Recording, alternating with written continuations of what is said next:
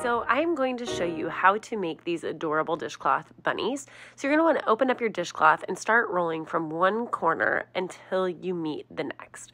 Do this pretty tightly, and then you're going to bend the ends up to meet and shape them into ears. Then grab your ribbon or your yarn or your string or your raffia, whatever you're using, and tie about in the middle, maybe closer to the top, and secure that pretty tightly so that you have the shape of a little bunny.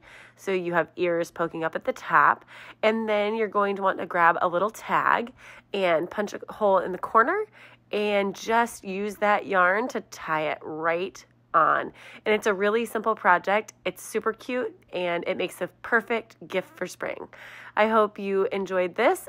You can find the printable on daisycottagedesigns.net. I'll leave a link in the description below. And happy crocheting. Have a great day.